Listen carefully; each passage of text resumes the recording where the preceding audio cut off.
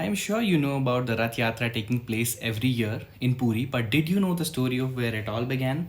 Well, this video is going to be a bit long, but stay with me if you want to know the complete story. After the Mahabharat war, the Kauravas, they were dead, and Hastinapur, well, it was drowned in silence. On the night before the death of Duryodhan, Krishna went to meet Gandhari to offer his sympathies. Gandhari told Krishna that you intentionally did not end the war, and her grief turned into rage. She told Krishna you could have stopped this war, and in her pain, she cursed him. She said, just as my sons died fighting each other, so shall your Yadav clan destroy itself the exact same way. Well, Krishna himself knew and wanted this to happen, as he had felt the Yadavs had become very arrogant, adharmis, so he ended Gandhari's curse by saying Tathastu. 36 years later, one day the Yadavs were celebrating a festival.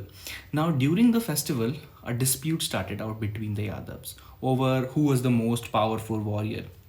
The dispute soon turned into a fight, and Yadavs started to kill each other.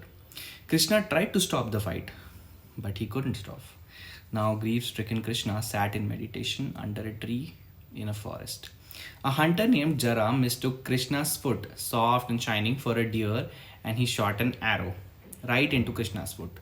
As Jara ran to apologize, Krishna smiled and said, do not grieve.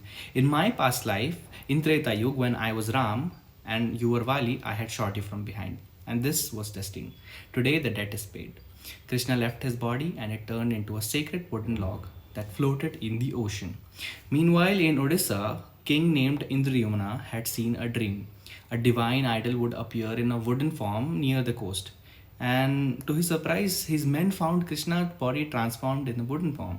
The king wanted the idol carved and he called Vishwakarma to do the job, to which he agreed upon, and he laid a condition that do not open the door until I finish. But after 21 days of silence, the king grew restless and he opened the door.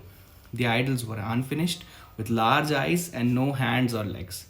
He panicked, but a divine voice echoed, these are my true forms, and I do not need perfection. I need devotion. And so in Puri, the idols of Jagannath, Balabhadra, and Subhadra were installed in a magnificent temple. Now, every year, the Lord leaves his temple, Jagannath temple, along with his siblings, and is taken in a grand chariot to Gunchinda temple, his aunt's home, just like he took Subhadra out for a ride. He stays there for 9 days and then he returns. And this journey, ladies and gentlemen, is called the Rath Yatra. And it is the only time the Lord comes outside to be seen by all, rich, poor, high, low, believer or not. Jai Jagannath. Share this video with someone who you think might not know this. Thank you, and more in the next video.